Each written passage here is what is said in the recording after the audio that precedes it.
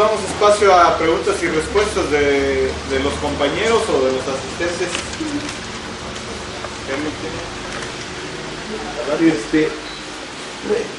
A diferencia de las condiciones que te obligaron a subir a la sierra, a conformar el EPR primero, después el ERPI, donde había contrainsurgencia y ahora estos grupos fácticos de poder del narcotráfico, ¿cuáles son las diferencias de aquel momento a este momento? ¿Y qué más puede aguantar la sociedad de México y en particular de Guerrero para despertar y tratar de un cambio social como el que mencionaba el doctor? Bueno, el Estado tiene mucho poder, va cambiando, se va adaptando y hay una adaptación muy importante de años a la fecha, ¿no? Si comparamos los 70 u 80 con lo de ahora, una cosa que resalta enormemente es el carácter criminal del Estado. Antes era criminal, pero lo hacía directamente el Estado. Ahora ha delegado una gran parte de esta actividad criminal a la parte secreta del Estado, a la parte que no se ve, que no es tan evidente, que no lo nombró la sociedad para que haga alguna función. Y en este caso, pues es la parte secreta que está muy ligada al narcotráfico. Entonces, a través de estos grupos es como ejerce gran parte de la represión hacia la población. El Estado así dificulta la lucha contra él y contra la impunidad, porque si antes para detener esto bastaba con hacer movilizaciones y una gran protesta social, ahora al usar a los grupos de la delincuencia para hacer la represión, ya no se les puede detener igual que antes. Ya es otro, tiene que ser mecanismos nuevos. El Estado se adaptó. Bueno, tenemos que adaptarnos nosotros. No puede ser la lucha como se hacía antes. Al investigar sobre esto, para hacer este libro, hace como 2 años me leí un ensayo que hablaba de que en Colombia había la cultura de la muerte, y el que se hacía dirigente social o después ya hasta reportero se colocaba ya en la mira, y no de la parte legal del Estado, sino de la parte ilegal, de manera que cuando se está negociando, un líder sindical estaba negociando con el empresario el salario o las condiciones de empleo, del trabajo, prácticamente detrás, sin que se viera, estaba el paraestado. Porque está la advertencia así, a ver, a lo mejor no tan abierta. O aceptas esto, o actúa esta parte que está detrás de mí, la parte criminal. Y miles de sindicalistas fueron asesinados. Bueno, pues eso hay aquí. Ya pasa eso. Ya está siempre. Para cualquier negociación con el Estado o contraposición al Estado, debemos tomar en cuenta que está su parte ilegal y que vamos a estar en la misma. Así que la amenaza contra periodistas y contra cualquier sector ya no tiene que hacerlas el Estado. Para eso está esta parte criminal. Y ese es un caso, el que los compañeros vivieron, es un caso exacto que permite ejemplificar esto. Es un caso que permite ejemplificar, es un caso ejemplar. Allí se muestra cómo puede causarse el temor o terror a través de esa parte ilegal. Por suerte los soltamos, tuvieron suerte, ¿no? Porque bien pudo haber sido que mataran allí. Pues, y creo que tiene que cambiar las formas en que se lucha. Y el pueblo va encontrando esas maneras. Las va encontrando porque aquí en Guerrero encontró que para acabar con la delincuencia y con esas agresiones del Estado, lo mejor es la autodefensa. Pero no la autodefensa tipo Michoacán, ¿no? Sino por medio de la policía comunitaria. Esta organización defensiva de toda la comunidad, que responde a toda la comunidad, cuyos integrantes son los de la comunidad, nombrados por la misma comunidad, controlados por la comunidad. Eso es lo que permite combatir de una mejor manera a la delincuencia y al Estado, o en este caso a la unión de los dos, porque solamente con eso se puede sacar a este Estado que está ahí adentro y que hacía las cosas que hacía. Pues con la comunitaria, alguien me decía, y por ahí leí alguna vez, de que se redujo la delincuencia en estas regiones en un 95%. Esto ningún tolerancia cero lo puede lograr. Eso cuando muchos 5% dicen, un gran éxito. Y aquí 90 y tantos por ciento, 95%. Así que creo que esa sería la manera de protegerse. Ahora, En cuanto a la diferencia que había en aquel entonces con la de ahora, diferente a la forma de luchar que yo estuve, bueno, yo lo dije desde que salí, que si no hubiera yo estado preso, no hubieran capturado, yo seguiría. Yo seguiría porque yo sé que esa es una forma de luchar y para mí me parece legítima, ¿no? La gente tiene derecho a defenderse y si se puede defender de forma legal, puede hacerlo, y cuando no es posible, yo sí considero válido todavía, y lo voy a seguir considerando toda mi vida, creo, de que es válido esto. Si a mí me quieren asesinar, tengo derecho a defenderme y pegarle a aquel con lo que yo tenga a la mano. Y si le puedo quitar su rifle y le puedo disparar, lo voy a hacer. ¿Por qué? Porque esa es mi legítima defensa. ¿Es viable? Es la otra interrogante. Esa será una gran discusión. Como forma de lucha para conseguir el triunfo y para acabar con el Estado, yo creo que si se hace sola no va a bastar, no puede. Porque lo que va a hacer, si se hace de la manera vieja, es de que va a reproducir los mismos vicios y peor todavía, con una gran arbitrariedad, peor que como está ahorita. Así que se puede usar, yo creo, pero combinado con otras formas, no nada más como se hacía antes, no es la pura lucha armada, sino tiene que ser de otras maneras. En este caso, creo que hay en la lucha abierta, en la lucha social abierta, hay maneras de defenderse y creo que eso sería lo más viable. Lo otro sería para los casos extremos en donde pues, ya hay el intento de asesinato, ¿no? En donde ya no puede uno vivir en una comunidad, pues entonces sí hay que remontarse, esconderse a como uno pueda, y desde ahí pelear. Pero si no, yo creo que hay formas. Y aquí en Guerrero se están usando algunas, en Oaxaca otras, en Michoacán también, en Chiapas. Cada quien está haciendo uso de formas distintas, ¿no? De acuerdo a sus condiciones. ¿Se han grabado las condiciones sociales del 94, 90, 98, ahorita 2017? En muchos aspectos creo que sí, pero en otros aspectos creo que el Estado ha encontrado la manera de ir solventando esa problemática, ha encontrado alternativas, entre ellas el consumismo, entre ellas el acceso a Internet, por ejemplo, que ha logrado homogenizar aquellos lugares en donde antes no llegaba la cultura estatal, en donde no había el proceso de transculturación o era más leve. Ahora vemos a los muchachitos ya de secundaria con su celular viendo el montonón de cosas, ¿no? Imagina uno que estarán viendo. Y ese proceso de transculturación está haciendo que la gente se adapte al sistema y que encuentre satisfactores, sustitutos, aquí mismo en el sistema. La pornografía es un sustituto, el consumismo es otro sustituto, la droga es otro sustituto y no creo que el Estado sea ajeno a ese hecho. El Estado la está proporcionando. Frente a esta sociedad apática a la que... perdón. Bien, he estado escuchando con atención, ya la segunda vez que asisto a una presentación de y veo una forma muy elocuente en la voz del tema. En primer lugar, no puedo yo apartarme de la idea clasista del Estado. Es decir, con Sartori nos hace ver que lo único que podemos lograr es llegar a ciertas caracterizaciones del Estado. Y cuando veo su título sobre los rasgos esenciales del Estado, a mí me parece bienvenido. ¿Por qué platico este hecho con usted? Veo que en el Estado mexicano, y él sería una propuesta, es una delimitado Estado moderno, Estado mexicano, ¿no?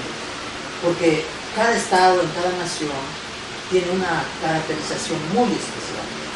Si bien es cierto, se transportan o se importan ideas, pero el mexicano es muy elemental, es demasiado complejo. Y al mismo tiempo veo que hay un vacío teórico en el Estado. Al final de cuentas, lo que quiero indicar, ¿dónde puede quedar esa idea revolucionaria del Estado? Cuando me circunscribo al hecho de un Althusser, ¿por qué no? De un Nicos Paulanza en México, ahorita leyendo a Adolfo Sánchez Vázquez cuando habla aquí en este librito relativo cuando dice que la izquierda tiene que reivindicar el concepto de dignidad humana, libertad, igualdad social, pero ya de veras.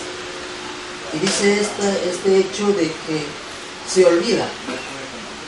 La pregunta es, bueno, si nosotros como idea subyacente, además de subversiva del Estado, encuentro sus palabras de verdad objetivas cuando señalas que el Estado no es coerción nada más. El Estado ha perdido ese sentido de autoridad de coerción. Y la gente en el mundo, cuando estoy hablando, incluso cuando citó al primer comentarista, segundo comentarista relativo a Juan Jacobo Rousseau, el Estado es represivo y la gente no puede existir si no hay orden, coerción.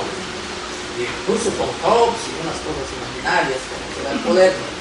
Al final de cuentas, empiezo a entender que en México, ¿cómo puede concatenar esa idea de Estado menos represivo pero efectivo en la cosa del bien común, como hablaba de una forma muy acertada? Entonces, o bien no hay guerrilleros que realmente estudien el Estado, como lo estoy diciendo, incluso Ernesto Cassirer, por ejemplo, alemán, Hermann Halle, el propio Sartori, el propio Bobbio, que es un poco más moderado. ¿Por qué el revolucionario entonces no estudia eso? O simplemente, como yo escribía en mi nota, dice aquí, hace falta revolucionarios teóricos del Estado como revolucionarios. O son simples aventureros, corrientes, vulgares. Porque cuando llegan al Estado, usted me dice, también entrevisté yo a un amigo michoacano, que le digo el michoacano, y me decía que Rogelio era el aventurero, el saltabancos, el roba bancos, el asaltante. Y al final de cuentas lo vimos gobernando el Estado, de una forma efímera. O sea, ¿qué cosa es esa cosa de revolucionario? ¿Y qué cosa es ese Estado como político? Me parece que en el fondo Bobbio tiene razón cuando dice que la izquierda ha dejado de ser una moral sin política y una política sin moral. Esa es la adaptación que se circunscribe en el meollo del asunto del ser consciente del revolucionario. Porque no creo que me tambalee el poder, el dinero, las mujeres, los aviones, la diputación, en fin, muchas cosas en la cual en la vida cotidiana del Estado el revolucionario se encuentra. Entonces, al final yo terminaría ahí. ¿Qué nos hace ver en el Estado de Guerrero? Revolucionarios, aventureros, ¿qué hay que aceptarlo? Porque ven una mística del Estado desde una perspectiva egocentrista. Yo lo veo así, que nomás me está madreando el Estado, ¿no? Pero cuando llega él, usted puso patéticos ideas y Mussolini decía, todo el mundo dice y vomita el fascismo, es más fascista que yo. Todo el mundo es fascista, dice. Alinoso. Así es. Pues ¿cómo sacudirse eso revolucionario? Para no caer en esa cosa bochornosa de olvidadizo de los ideales que remarca Bobbio aquí hacia acá. Como maestro, yo lo felicito, ¿verdad? Voy a subirnos a la guerra. Gracias por tu palabra. Bueno, el Estado del que yo hablo aquí, yo trato de encontrar rasgos que son comunes a todo tipo de Estado, ¿no? Como una manera como un aporte para que no nos digan que se puede superar al Estado desde el Estado mismo, sino que siempre que haya Estado, por más pequeño que sea, va a tener estos rasgos. Va a ser un estrato separado de la población, va a alienar a la gente, va a querer ejercer el monopolio de la violencia, de los impuestos, de la representación pública. van a tener esos rasgos. Y lo pongo así como algo más general para que no nos vaya a decir alguien con que el mío no va a ser así. No. Sea como sea, si es Estado, va a ser negativo, va a tener estos rasgos. Yo encuentro 25, así que esa es mi intención, ¿no? Y encuentro también, y también veo esto en cuanto a los revolucionarios. Veo que efectivamente el Estado se los come, pero porque ya está dentro de ellos. Si yo soy dirigente de un grupo armado y soy prepotente, soy autoritario, ya está el Estado dentro de mí. Y el grupo que cree yo ya va a ser un pequeño Estado y que se va a agrandar. Y si hoy soy un criminal, yo creo, teniendo un grupito pequeño, imagínense cuando tenga yo las Fuerzas Armadas de todo un país, ¿no? ¿Cómo voy a hacer? Va a ser terrible. Y eso pasó en la historia. Entonces, yo trato de demostrar eso y que eso ocurre siempre que haya un Estado. Por más que se quiera portar bien el Estado, va a acabar siendo algo nefasto. Nada más que cada vez es más evidente, ¿no? O cada vez tiene necesidad de usar más recursos de los que usaba originalmente. Y eso es lo que yo trato de estudiar aquí. No sé, El compañero. más preguntas, Zacarías. Nada más, frente a una sociedad apática, como mencionamos hace rato, ¿no es una utopía el cambio de del Estado? Por ejemplo, Guerrero, han ocurrido muchas cosas en las que se ha visto la apatía de la sociedad, las masacres, la desaparición de 43 estudiantes, que fue lo máximo, y no pasa nada. Bueno, esto de la apatía es algo que es cultivado precisamente desde el Estado, ¿no? El Estado, para producir gente apáticamente desde el punto de vista político, la hace interesarse en otras cosas, ¿no? Como un sustituto. En el fútbol, en los espectáculos, antes daba pan y circo, ahorita da pan y fútbol, y a veces ni pan, puro circo. Bueno, y lo dan distintas formas. Entonces, es algo desde arriba, está provocado, impulsado o fortalecido. Siempre es desde arriba. Y no va a dejar de haber esa apatía, ¿no? Pero esa apatía se puede ir modificando el porcentaje, digamos, o la cantidad de gente. Porque igualmente podemos decir en el tiempo de Porfirio Díaz, 30 años de una apatía total. Y es que era un Estado eficaz para reprimir o para controlar. Pero bueno, llega un momento en donde, debido a lo que hagan los que quieren el cambio, o debido a la modificación de las circunstancias, o a la estupidez del gobernante, finalmente se logra hacer algo, o más cantidad de gente dice algo. Yo me acuerdo, ¿no? Si vemos en los años recientes, ningún gobernante había sido tan bueno para unir a la población, ni ningún grupo había sido tan hábil como para unificarla en torno a algún objetivo. Peña Nieto es el mejor organizador que hay en el país, ¿no? Desde que asumió la presidencia, porque unificó a miles de estudiantes, aunque sean algo provisional, pero los unificó en su contra. Lo que quiere decir que sí hay posibilidades. Lo que pasa es que cuesta muchísimo trabajo, ¿no? Cuesta mucho trabajo, eso sí. Ahora, yo no lo considero imposible, yo considero nada más que es muy difícil, y en realidad cada vez más difícil, porque antes era más fácil, y la teoría lo decía, la teoría de la guerrilla, y el Che Guevara decía que en esos lugares alejados, remotos y de una geografía de muy difícil acceso, era más fácil organizar, que allí habría que ir. También hablaba de que en caso de que hubiera una dictadura era mucho más fácil organizar, que era posible. Hasta él creía que yéndose al cerro y empezando a pelear, la gente iba a llegar automáticamente a unirse. Bueno, pues ahora hemos tenido estados que tienen una capacidad enorme, todo eso lo han superado. Podemos tener dictaduras tremendas, como las hubo allá en Sudamérica, en Argentina, en Chile, en Paraguay, Uruguay, y sí lograron controlar.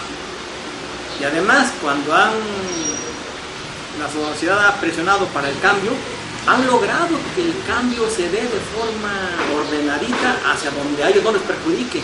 Pinochet hasta consiguió que no se le juzgara, ¿no? ¿Cómo es posible eso? Uno diría, pero no es posible. Sí es posible, la gente hay una gran capacidad del Estado para manipularla. Eso es otro punto que trato aquí, cómo la manipulación de los afectos se hace, pero perfectamente dentro del Estado. El Estado es perfectamente bueno para manipular los afectos. No lo hace por medio del miedo, lo hace por medio del estímulo, de la ilusión, de la elección. Y si no, hasta llega a organizar, como pasó en Perú, aparición de vírgenes, para que la gente esté contenta y en una coyuntura en donde puede haber deseo de cambio, se desvíe todo hacia la aparición de una virgen. Y si no, pues hacia el chupacabras. Y si no, hacia una camioneta que anda levantando niños para no sé qué cosas hacerles. Entonces encuentra un montón de mecanismos. Y si no, bueno, pues en la farándula, ¿no? Ahí tenemos un montón de revistas y programas sobre el último chisme que le pasó a quién sabe qué artista. Y bueno, tiene la capacidad, el Estado está haciendo lo suyo, eso es muy importante. El Estado está haciendo lo suyo. Ahora, lo que a lo mejor falta es que nosotros hagamos lo nuestro.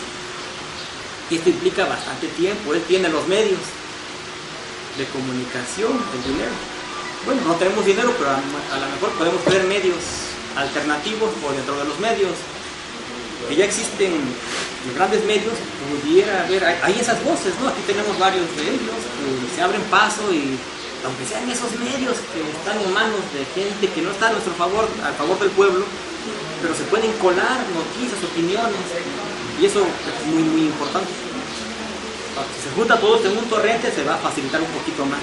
Y si no, pues cada quien va a estar.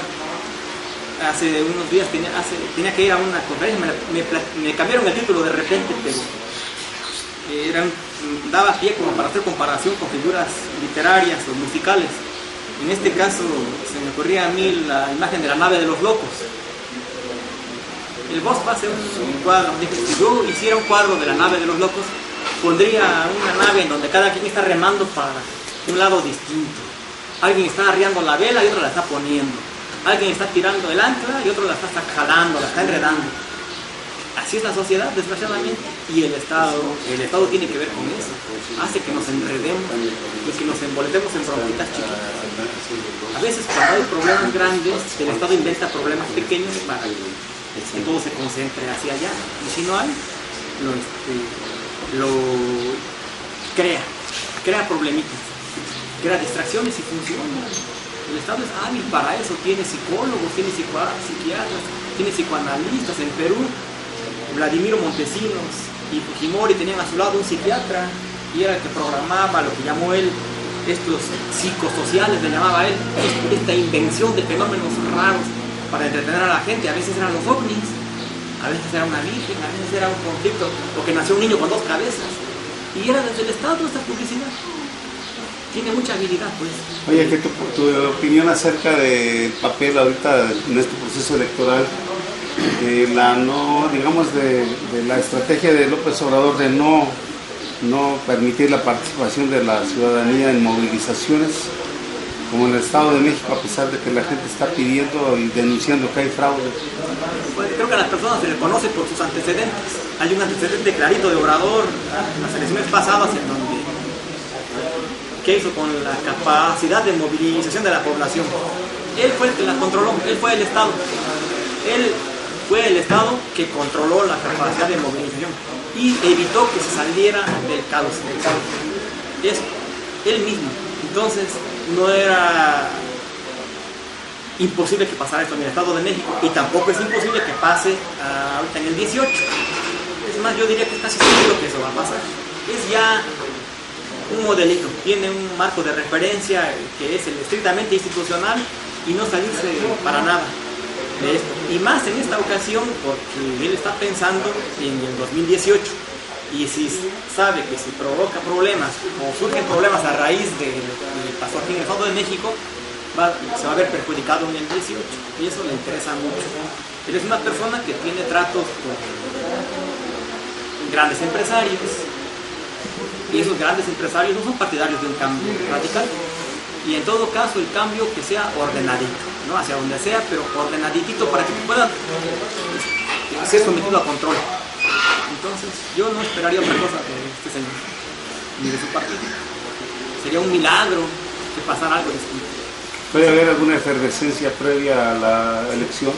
Yo creo que efervescencia en México siempre la hay previa a las elecciones y durante las elecciones. Y también creo que el Estado tiene muy buenos mecanismos para controlar lo que ocurra después. Yo recuerdo nuestra primera experiencia en la de Obrador en el 2012, estaba antes la de Cárdenas en el 88, antes ¿cuál?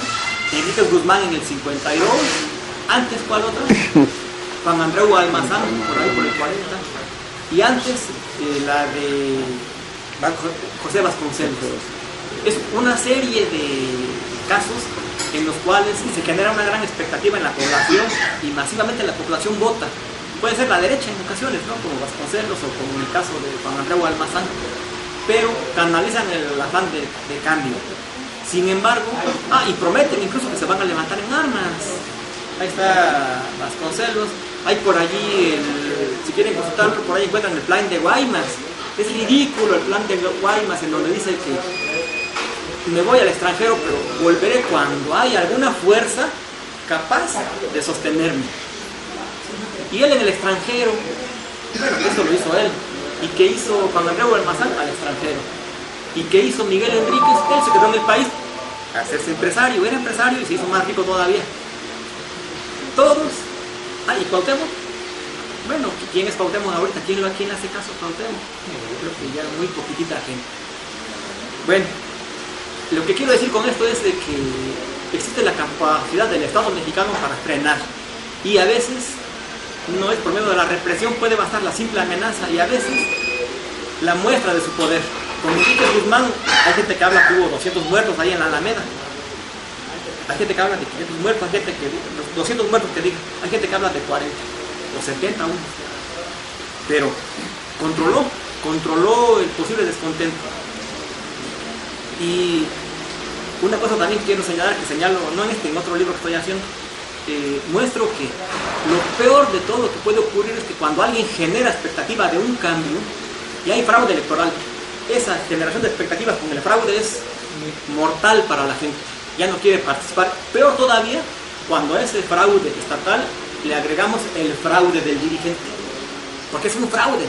Si yo prometo que voy a pelear con las armas, es que voy a pelear, chihuahuas, aunque me muera, pero voy a pelear, ¿no? Y el que promete o genera expectativas y dice, vamos, no vamos a dejar que se siente Salinas o que sea, no vamos a dejar que se siente en la silla presidencial, y nada más se conforma con un meeting ahí en el Zócalo y dice, ya vámonos cada quien a sus casas. Yo me acuerdo en ese año, a mí la gente de Guerrero me pidió chance de llevar las armas que teníamos por acá para si se tomaba el palacio. Yo dije, llévenlas, hay que llevarlas, porque si se toma hay que estar ahí. Regresamos todos enojadísimos, de que nada, que para nada el riesgo de llevarlas, para nada. Y sí, efectivamente, también hubo un caso aquí en Guerrero, cuando Salgado Macedonio. Entonces, cuando a un fraude gubernamental le sigue el fraude electoral, ahí viene el descrédito, no nada más de esa lucha, sino de muchas que van a venir después.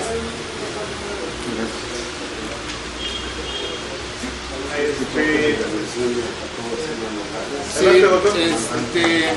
yo creo que es bien interesante esta discusión porque de alguna manera se están tocando rasgos que vienen acá explicitados. Por ejemplo, se está hablando de rasgos de poder político, de rasgos de poder público, ¿verdad? De las partes de poder legítimo y de poder ilegítimo, que son cosas que Jacobo trata aquí en el libro, ¿no? Y que hablando acerca de estas cuestiones de cómo el Estado se va adaptando, hay una persona que tiene un nombre un poquito difícil de pronunciar porque es de origen africano, sudafricano o camerunés, no recuerdo bien, que se llama Aquiles Mbembe, que él habla sobre la necropolítica, algo que es muy aplicable a lo que estamos viviendo. Él expresa que el capital, los estados actuales capitalistas producen una población superflua a la que no tiene que explotar y que la mete en otras dinámicas como son las que se acaban de mencionar. Nosotros cuando adquirimos tecnología estamos reproduciendo el sistema porque muchos de estos aparatos son fabricados en base a gente con trabajo precario y con el despojo de recursos naturales a poblaciones que están metidas allá en territorios todavía bastante bien conservados. Cuando hacemos uso de estas tecnologías nos estamos distrayendo, que es algo que se mencionaba acá acerca de la alienación, ¿verdad?, de la enajenación. Y cuando esta población, esta población joven que tiene acceso a tecnologías que la están distrayendo, estamos reproduciendo al Estado. Pero además esta población de bajos recursos, que está siendo distraída de cosas importantes, de cosas fundamentales, que también acá se expresa de que los representantes en el Estado, los representantes de las personas que están incrustadas en el Estado, representan a las personas, pero no sus intereses necesariamente, ¿verdad? Están representando los intereses de esa persona en el Estado, pero no de sus representados. Y en este caso la población de escasos recursos, marginalizada, empobrecida, es expuesta a grandes riesgos, y es lo que nosotros decimos que es parte del terrorismo de Estado, de la guerra psicológica, a la que la población se tiene que enfrentar primero para poder crear una conciencia y después poder tratar de pensar en cambiar el poder político, el poder público, el poder legal, el poder ilegítimo. Creo que acá se están mencionando cosas, habría que irlas viendo a través de la visión que hace Jacobo en este libro, y ya nada más quiero leer el último párrafo con el que cierra Jacobo su libro. Dice: de este conjunto de rasgos puede inferirse que, como todas las clases dominantes de cualquier época, el Estado es una institución parasitaria, útil y necesario para quienes viven de los demás, es perjudicial e inútil para el resto de la sociedad, para quienes viven de su trabajo. Gracias.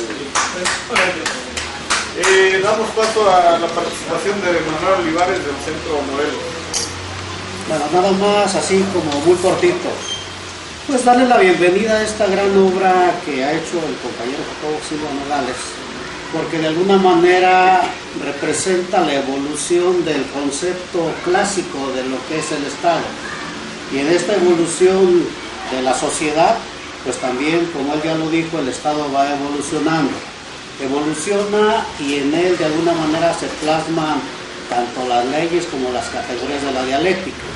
Pero para nosotros lo más importante es que este libro no tan solo se estudie, ya no digamos que se lea, que se estudie, pero que se aplique a la realidad, que se aplique en la práctica, porque a fin de cuentas, cuando Jacobo dice en esta obra que cada uno llevamos de manera inherente al Estado, así muy dentro de nosotros, pues de repente hay partes de esta obra que pueden, pues incluso, yo recuerdo cuando se hablaba mucho en los 70, fines de los principios de los 80, de que leyéramos La Madre, que leyéramos A Solas con el Enemigo, Los Días de la Selva y todo, y que realmente era un momento en que eso servía para fortalecer los principios, la ideología, el compromiso y todo.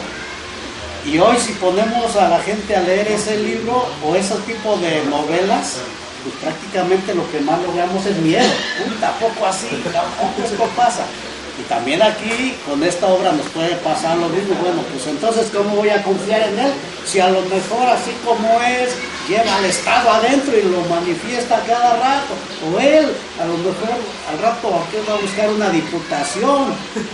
Digo, más que nada es para leerlo y tener claro cómo es realmente la vida y la lucha actual. Y estar preparados para no caer, dijeran los hermanos, para no caer en tentación, ¿sí? Para no caer en tentación y poder seguir adelante con la lucha. Yo digo que pues el hablar de un cambio, de una transformación, es una utopía válida. Las utopías no han muerto, las utopías siguen vivas. Mientras haya gente explotada, mientras haya gente inconforme, mientras haya gente dispuesta a luchar, las utopías son válidas. Los paradigmas tienen que irse también transformando, tienen que irse actualizando, de tal manera que todos tengamos un paradigma y una utopía que seguir. Gracias. Bueno, pues bueno, agradecemos la asistencia a la presentación del libro de Jacobo, los rasgos esenciales del Estado. No hay algo más que decir.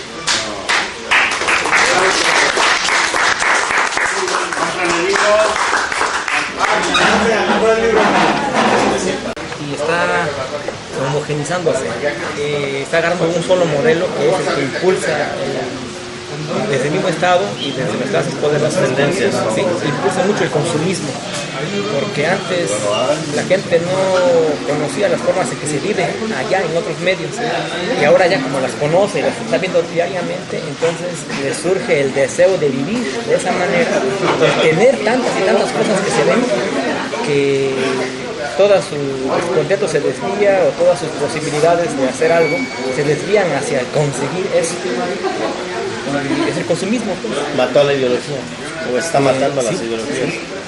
Creo que sí. Lo inmediato. Es muy contundente el golpe, porque es muy efectivo, ¿no?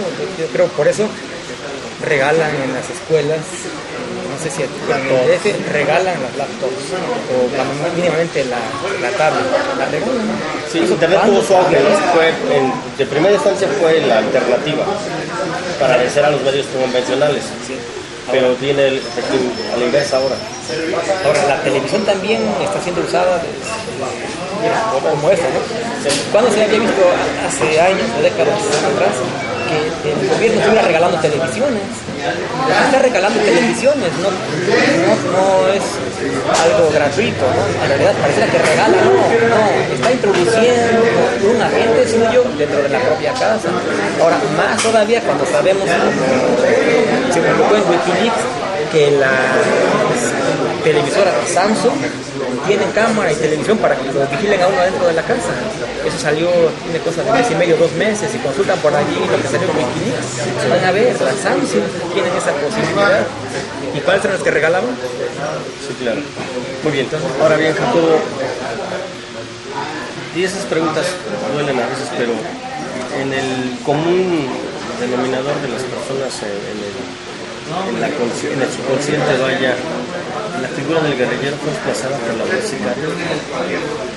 Sí, en gran parte.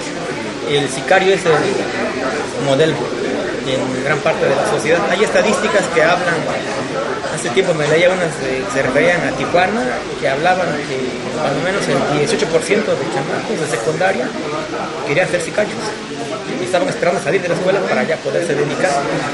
Entonces sí, ha imperado, ha desplazado. Yo me acuerdo en los 60, 70 y 80 el modelo era el Che era el modelo, y ahorita todo el mundo quiere ser sicario porque ya le vendieron la idea de que lo que importa es disfrutar poquitos años, pero bien, según ellos, ¿no? Y tienen sexo, drogas, riquezas, todo lo que para ellos es bueno, todos los excesos posibles, pero ya saben que su vida va a tardar entre 2 y 5 años. Y los jóvenes ya se acostumbraron a eso, esa es la idea. Es un individualismo el que está creciendo. Muy grande. Ya no se pelea por la lucha colectiva. Lo han señalado sociólogos muy importantes, de que el individualismo ha penetrado muy fuertemente en la sociedad y que ese es un rasgo fundamental de la sociedad actual. ¿Cómo se siente Jacobo Silva Nogales con toda esta lluvia de desinformación y con todas estas desviaciones que hay en el arco social, en el lenguaje, en el consciente? Fuera de órbita, no, ahorita, cuando salí de la cárcel, fue, digamos, el shock, ¿no? Así de que encontrarme algo totalmente distinto, como si hubiera ido a otro país. Y yo sabía que esto iba a pasar más o menos porque había leído ya lo que le pasó a los exiliados chilenos, a los argentinos cuando retornan después de varios años y encuentran algo totalmente distinto, tan distinto que prefieren mejor regresarse a México o a otro país donde hubieran vivido. Y a mí no me dieron ninguna ganas de regresar a la cárcel, ¿no? Obviamente, pero sí noté la enorme diferencia. Apatía en muchísimos jóvenes, en grandes sectores de la juventud, por ejemplo en los SH. Yo me acuerdo, había movilizaciones y en los años 70 entrar a un CCH era ya hacerse activista, prácticamente era sinónimo. Claro. Empezábamos a escuchar la canción latinoamericana, mucho de Canto lucha. Nuevo. Sí, todo lo que fuera, hablaba de lucha o que recupera las raíces. Canto Nuevo, la trova. Sí, todo eso se escuchaba. Y ahorita narcocorridos. Y ahorita yo vi que en lugar de que se reunieran para platicar, discutir cosas, planificar, para tomar, ¿no? Estaban esperando que llegara el viernes, pero con una gran ansiedad, y hasta me tocó tener amigos que ya cuando iban a platicar conmigo, resulta que ponían su mochila en el sol y sonaba el vidrio que tenía ahí de la botella. Ya estaban, el viernes eso era obligatorio para ellos ir a tomar, y antes no era así. Entonces sí fue grande el cambio. Ahora, también depende con quién se junte uno, también hay gente que no está así. Entonces, pues siempre hay sustitutos, ¿no? Siempre hay cosas que hacer. La revolución debe regresar a las escuelas, entonces debe regresar al modelo educativo. Yo creo que sí. Yo creo que sí, porque si no se hace algo así, va a seguir sirviendo como modelo el narcotráfico, la riqueza fácil, la drogadicción. Y eso creo que es terrible, ¿no? Yo lo veo ya se ven esos indicios, ¿no? Lo otro. El sicario por el guerrillero, el narcocorrido por el Punto Nuevo, y las buchonas por las Adelitas. Sí, prácticamente ese es el cambio que hay. Ahora no es en todos, siempre hay gente buena, claro, que está luchando, siempre hay gente. Son tendencias, ¿no? Sí, y yo creo que esto no necesariamente va a ser así siempre, ¿no? Esto puede cambiar y depende de las circunstancias, y a veces el Estado mismo es el que da los empujoncitos para que se den estas tomas de conciencia.